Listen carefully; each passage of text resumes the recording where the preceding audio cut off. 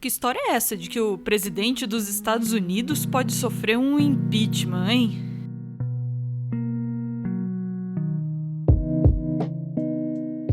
Esse é Donald Trump fazendo o discurso dele na ONU no dia 24 de setembro de 2019.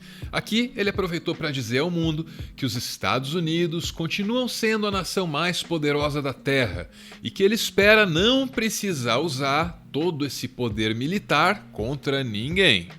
The United States, after having spent over $2.5 trillion since my election to completely rebuild our great military, is also by far the world's most powerful nation.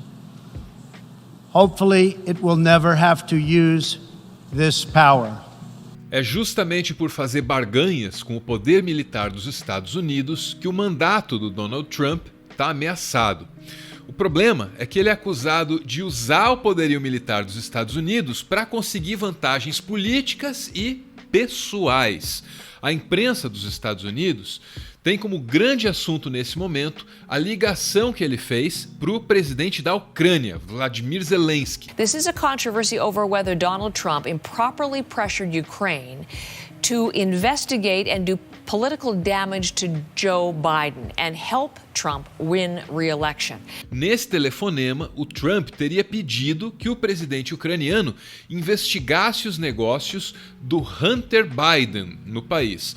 Hunter é filho do Joe Biden, um político democrata que se apresenta como a principal ameaça à reeleição do Donald Trump. Trump's doing this because he knows I'll beat him like a drum, and he's using the abuse of power and every element of the presidency to try to do something to smear me. O pedido por si só já seria esquisito. Mas tem um problema adicional. O pedido que o Donald Trump fez para o presidente da Ucrânia aconteceu justamente quando a Ucrânia estava aguardando a aprovação de um pacote de ajuda militar dos Estados Unidos. Um pacote no valor de 400 milhões de dólares. Assim, fica sugerido que o Trump queria que a Ucrânia ajudasse na reeleição dele em troca do apoio militar. Ficou tão feio que o governo dos Estados Unidos agora estuda divulgar o conteúdo dessa ligação do Donald Trump para o Zelensky. I don't know the identity of the whistleblower. I just hear it's a partisan person, meaning it comes out from another party. But I don't have any idea. But I can say that it was a totally appropriate conversation. Ficou tão feio que os Estados Unidos divulgou o conteúdo da ligação de Donald Trump para Zelensky na manhã de quarta-feira. Até então, tudo que se tinha era o relato de que a ligação tinha existido. Não tinham sido divulgados nem o áudio e nem a transcrição dessa conversa. A divulgação da transcrição partiu da própria presidência dos Estados Unidos. Ainda bem, porque vazar telefonema de presidente da República é uma coisa muito séria. Alô? Alô? Oi, Lula. Tudo bem? Vamos tentar concentrar no caso do Trump, vai. Esse aqui é o Rudolph Giuliani. Ele foi prefeito de Nova York e hoje é advogado do Donald Trump. Aqui ele aparece numa conversa com o jornalista Chris Cuomo, da CNN.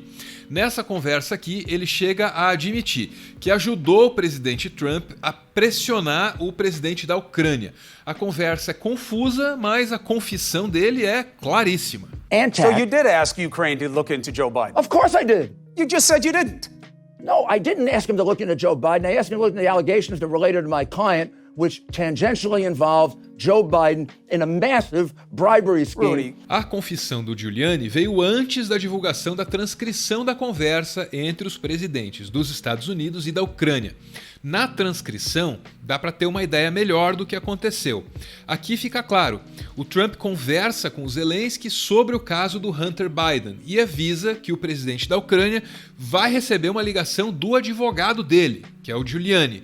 Tá tudo aqui. Os Estados Unidos agora precisam debater se o presidente subordinou a política externa e as alianças militares do país aos seus interesses políticos, partidários, pessoais. Esse debate agora passa pela possibilidade de um impeachment, porque a presidente da Câmara de Representantes, a Nancy Pelosi, anunciou na terça-feira a abertura de um inquérito formal de impeachment contra o presidente Donald Trump. The president has admitted to asking the president of Ukraine to take actions which would benefit him politically. The actions of the Trump presidency revealed the dishonorable fact of the president's betrayal of his oath of office, betrayal of our national security, and betrayal of the integrity of our elections. Therefore, today, I'm announcing the House of Representatives moving forward with an official impeachment inquiry. O que resta compreender agora é quais são os trâmites de um processo de impeachment nos Estados Unidos e também quais são as chances de que o Donald Trump seja mesmo removido do cargo. Tudo começa na Câmara dos Representantes, onde 6 comitês temáticos investigam as possíveis violações legais do presidente dos Estados Unidos. Depois, os comitês encaminham os seus achados a um comitê judiciário. Dentro desse comitê judiciário podem acontecer duas coisas diferentes. As evidências podem ser consideradas insuficientes. Nesse caso, o presidente permanece no cargo. Mas, se as evidências forem consideradas suficientes, aí o impeachment é votado em plenário, onde ele precisa ter maioria simples. No plenário da Câmara dos Representantes, os democratas têm a maioria. Se eles conseguirem fazer valer essa maioria, o impeachment vai ao Senado. Aqui é onde o julgamento político em si acontece.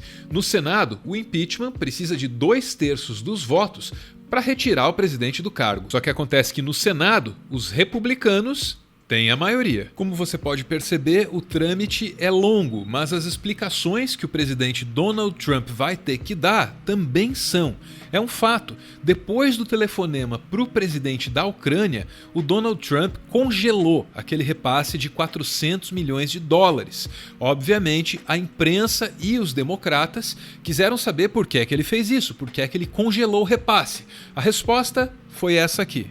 I'll continue to withhold until such time as Europe and other nations contribute to Ukraine. Why is it only the United States putting up the money?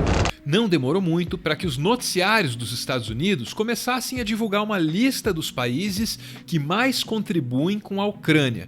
Como as instituições europeias aparecem liderando a lista, aí fica claro que o Donald Trump arranjou uma desculpa para justificar o congelamento dos recursos. A imprensa não reagiu muito bem.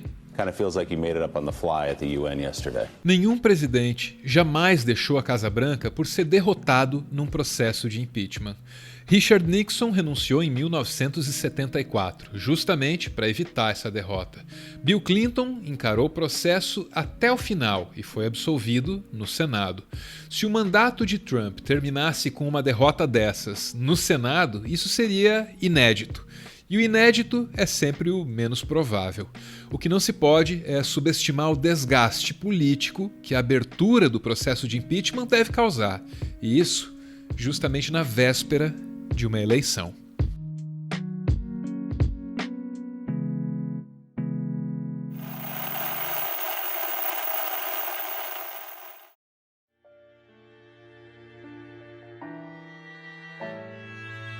Muito obrigado por ver esse vídeo até o final. O Meteoro é mantido graças a uma campanha de financiamento coletivo. Quem participa ouve um podcast exclusivo e aparece aqui no finalzinho, que é para receber o nosso agradecimento.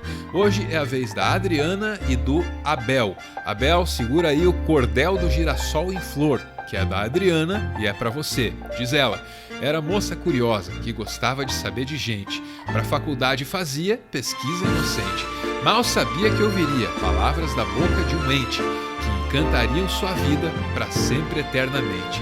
Tudo começou no Loucura Suburbana, bloco de carnaval diferente que transforma dor em alegria, faz do olho brotar lágrima, da boca gargalhada, o corpo inteiro treme. Ele, regendo a folia, ainda desconhecia que o coração também regia. A chama acendeu. Passados dias, um livro, um girassol dentro, de pessoa a poesia. Dizia de olhares nítidos e girassóis. Nítido foi o amor dançando, no meio da roda sambando. Nessa noite teve mão dada, beijo na boca e safadeza. Uma beleza. Olhares trocados, labaredas. Tudo meio tímido, vontade maior que ação. Medo do tamanho daquela explosão. De sentimento e desejo, imensa arrebatação. Até que a coisa foi indo, como um rio de corredeira. Do beijo ao casório, meses. Do casório ao rebento, ano. Num instante, uma década. Somos pais, ele cantou. Amor sem desengano. Girassol, gira mundo. No abraço apertado seguimos. Juntos amando, florindo o amor. Beijo, gente. Valeu!